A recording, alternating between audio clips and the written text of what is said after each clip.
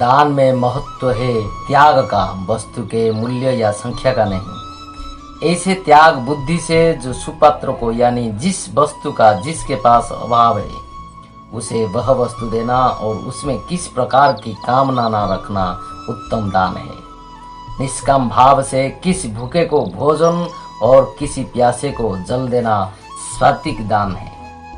संत श्री एकनाथ जी का कथा आती है कि वे एक समय प्रयाग से कांबर पर जल लेकर श्री रामेश्वरम चढ़ाने के लिए जा रहे थे। रास्ते में जब एक जगह उन्होंने देखा कि एक गधा प्यास के कारण पानी के बिना तड़प रहा है, उसे देखकर उन्हें दया आ गई और उन्होंने उसे थोड़ा सा जल पिलाया। उसे कुछ चेता आया। फिर उन्होंने थोड़ा थोड़ा करके सब जल पिला दिया। वह गधा उठकर चला गया। साथियों ने सोचा कि त्रिवेणी का जल व्यर्थ ही हो गया, निष्फल हो गया हमारा ये कामना। तब एकनाथ जी ने हंसकर कहा, भाइयों, बार बार सुनते हो भगवान सब प्राणी के अंदर है, फिर भी ऐसे बावलेपन की बात सोचते कैसे हो। मेरी पूजा तो यहीं से श्री रामेश्वरम को पहुंच गई।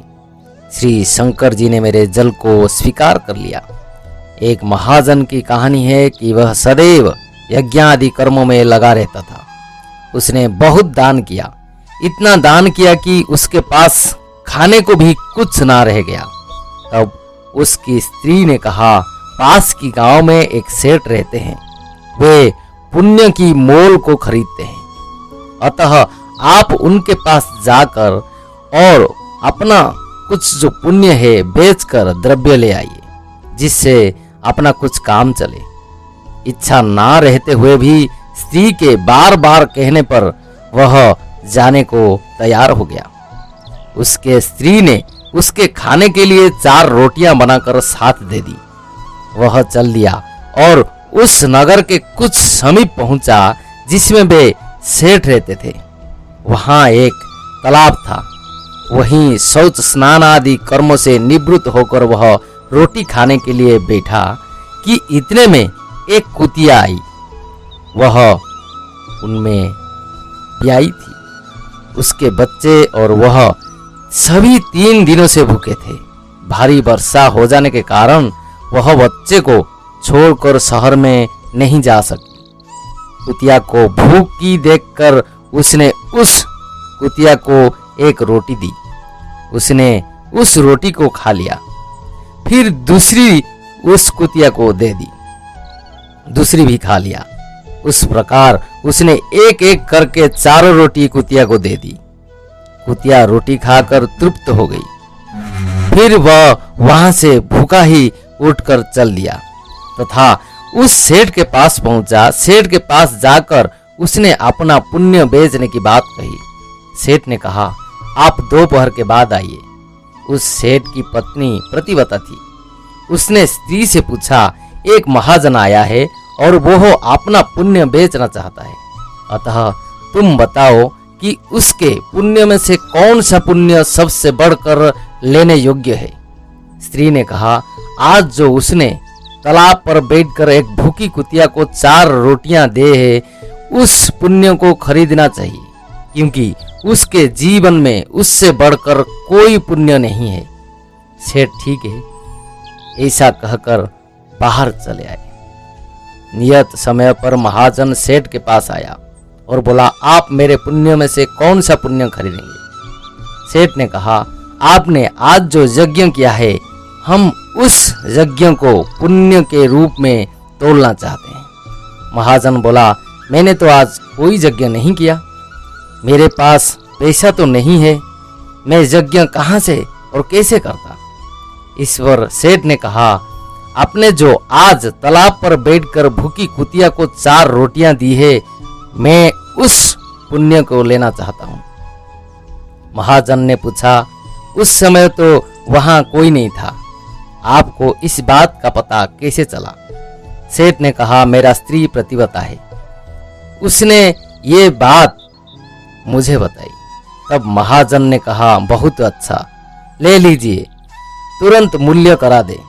सेठ ने कहा, आपकी रोटियां जितने वजन की थी उतनी ही हीरा मोती तौल कर मैं दूंगा।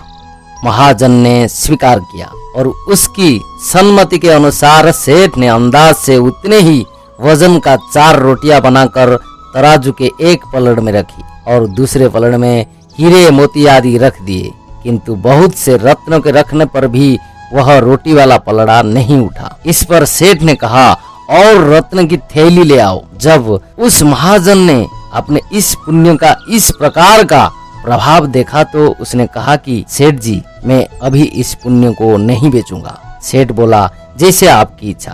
तदनंतर वह महाजन वहां से चल दिया और उस तालाब के किनारे से जहां बैठकर उसने कुतिया को रोटियां खिलाई थी, थोड़ी सी चमकदार कंकड़ पत्थरों तथा कांच के टुकड़े को कपड़े में बांधकर अपने घर चल गया।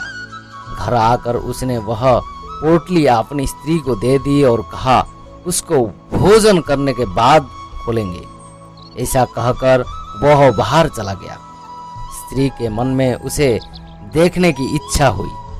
उसने पोटली को खोला तो उसमें हीरे, पन्ने, माणिक आदि रत्न जगमगा रहे थे। वह बड़ी प्रसन्न हुई।